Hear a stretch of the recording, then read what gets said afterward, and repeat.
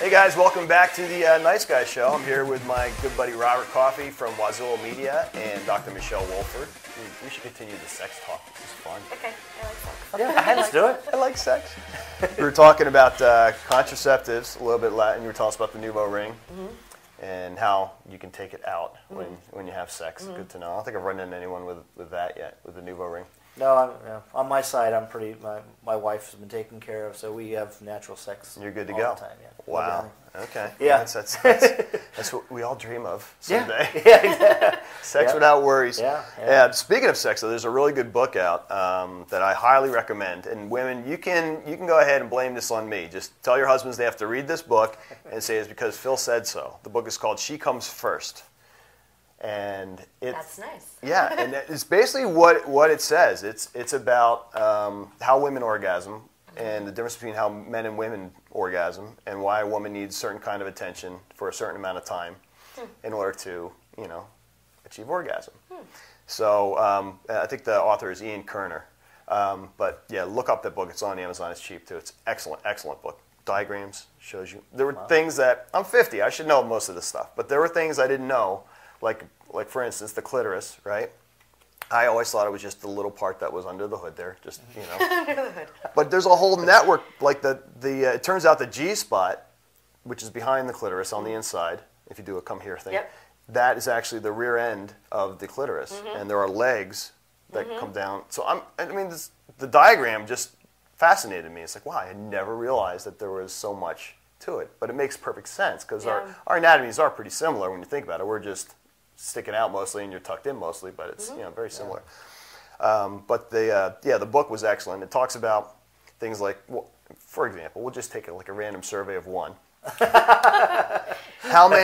What percentage of men do you think, not necessarily in your own personal experience, but what percentage of men even know where the clitoris is? Like, is it like a? I would say that 40 to 60%.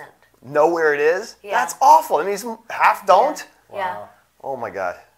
Yeah, I would say that. Well, where do they think it is then? I mean, are they don't even bother looking? I don't know. But I really think that I do. I think there's two things. I think a lot of women, maybe not so much now, and especially like the older that we get, but I think a lot of women are afraid to explore their own anatomy. Right. So they don't know where their stuff is. Wow. And I think that a lot of men, it's really intimidating. Average guy starts to have sex around 16 to 17 is the first time. And right then, excuse my language, but it's more about just like getting it in and doing it. They don't really know what's going on. They just want to like experience it. And then it just kind of, until you really get into a comfortable relationship with somebody where you can kind of communicate, I like it like this, or do it like that, or this is where it needs to be. That's where you should start. Yeah, but I mean, it never does. No, never does. But so I don't think that men really know where that spot is on a lot of women, and I think a lot of women don't even know where it is on themselves. Because even women who say that they are internally orgasmic, they're not really. It's the inside of their clitoris is being stimulated. Right. And I mean, you kind of think of it, if you're a guy, you can think of it as you're really not going to be able to come to orgasm by having a girl just yank on your your nuts. You need attention to a certain area in a certain way for a certain amount of time. Yeah. So, I mean, in this book, they're saying, look, a girl needs 20 to 30 minutes of attention to that area, usually, to come to orgasm. And she deserves to have an orgasm every time, just like you expect to have an orgasm every time. So, spend some time, before, because the guy's going to anyway. So, like, when you're starting to have sex, that's a great way to go from foreplay into the real thing is by giving her some oral pleasure down there and paying attention to a certain area until she's there. And once she comes first, then she should come first in life in general. Hey, ladies always come first. That's true. Yeah, so it was really interesting reading, that perspective. In fact, I think the author is a male. So it was interesting, seeing a guy write about how to please a woman in ways that most men never really think of. Like, for example, another survey would be, what percentage of the time do women orgasm during sex? Generally speaking, I think 20 to 30%. Yeah, well, that's terrible, right? Yeah. That's horrible. Yeah. And then most women can be multi-orgasmic. I think that percentage is even lower. I think that women probably have multiple orgasms about 2 to 3% of the time. Wow, so it's not like the movies, huh? No. I'm not saying it's... Of movies. I'm not saying it's not possible. Yeah, right. You know what I mean? at all. Yeah. I have a great sex life. No, I'm just saying that it goes back to women not understanding where their pleasure centers are, and then them not being able to communicate it to a man. But I would venture to say that most women know where their pleasure centers are, but they want the guy to just guess right, which is terrible. Yeah, they're not going to guess true. right.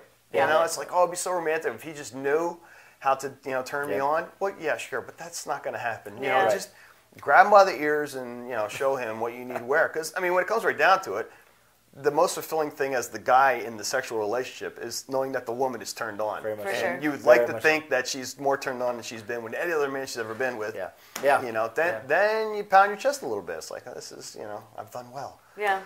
It's also a mental thing, I think, a lot for women. Yeah. So, I mean, like, because I've had women come in and they're like, oh, I can only orgasm so many times. Like, what's wrong with me? And I'm like, nothing's wrong with you, but you got to get out of your head, right. And just, like, really feel the moment for what it is. Just enjoy Stop thinking about, am I doing this right? Am I doing this well? Like, how does this feel? Right. Is he going to come? Am I going to come? Right. Am I going to get pregnant? You know what I mean? Just. Yeah. What about adding toys?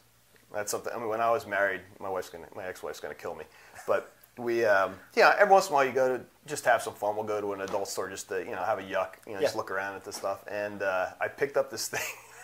So we laughed at it. It was a ring that went around the penis. Oh, the cock ring. No, but it had a thing on it, like an extension. A vibrator thing. No, it didn't vibrate. But I have seen that one. It didn't vibrate. It was just like a clip bumper. Yeah. So the thing was, when you have sex, then that part would give attention to the area that needs the attention. Yeah. Of course, we couldn't use it because we laughed so damn hard. Just trying to get it on and employ it. We were just laughing. Yeah. But now, what about using toys? I mean, a lot of women enjoy vibrators. So is it taboo to bring a vibrator to bed with you? And let me piggyback on that. I've heard that when they do that, sometimes there's that fear that they'll want the toy more than their actual partner. I'm talking long term. Yeah, that would be good. What do you think about that as well? I do hear a lot of women complain about that, or not complain, but just say, I'm afraid to start experimenting with myself because what if I like it and I can turn myself on and then he can't turn me on that same way. I disagree with that. I mean, I've experimented with myself, and I think that's enabled me to be more free in my intimate relationships because I do know what turns me on. I'm very confident about how my body responds in different ways, and so there's a little bit less going on upstairs, know? And so, no, I say experiment with the toys. Go ahead and use it. Yeah. Yeah. What about the lubricants and things like that? They have, like, flavored and heating, warming, tasting. Astroglide is my favorite. A local San Diego company. Is it? Yeah, it is. It's water-based. Invista. Wow. It's water-based. It doesn't have chemicals. Yep. And, I mean, it creates this, like, a really nice, natural, like, silicone-y texture, the same way, like, a pre-cum would create. And so I think it's, yeah. Yeah, I've tried it. Good. With and without. Yeah. But now I know they're in Vista. I'm gonna have buckets of it. I'll just go to Costco and just get one of those big 5-gallon buckets. Your girlfriend comes over. You bring out this like spatula. Ladle. Just lay down, honey. Here we go. Just gonna coat you up. That's fun. No, I like lubricants. I think that works. The whole thing. I did date one girl that brought in. She called it her friend. It was a little like chapstick-sized vibrator. Oh, interesting. And yeah, she kind of like enjoyed that along with the sex. So whatever, just call the psychic. Huh? I couldn't. I actually wrote about this. I don't think I put it in those books, but when one of those things gets damp, it's hard to hold on to. Oh, so it's just slip it over. Especially if she's writhing and enjoying it, and I'm all like biting my tongue, getting all like trying to figure the thing out, and slip out of my hand, and next thing you know, the cats are chasing me all around the floor. Oh God! No, they didn't. But they might have. Yeah, it definitely employed the vibrators when needed. Well, I will say this: using things like probiotics that help your vaginal flora as well as your GI flora, it enables the mucous membranes in those areas to be more fresh. And so women they'll be able to, I guess, get wet, for lack of a better word, more easily, so that lubricants aren't necessarily unnecessary. Yeah. Now, what about, I've heard this myth, supposedly, but I can say it's not. Squirting, is that a possibility? Do you believe that women actually squirt, or are they urinating? To be honest with you, I don't know. You'll have to ask a sexologist. Wasn't me, but one of my friends was with a girl. Okay.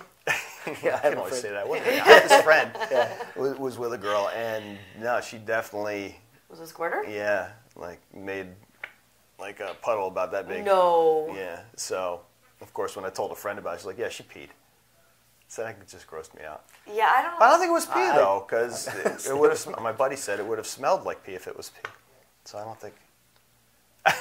You look stunned. I'm confused. No, it can happen.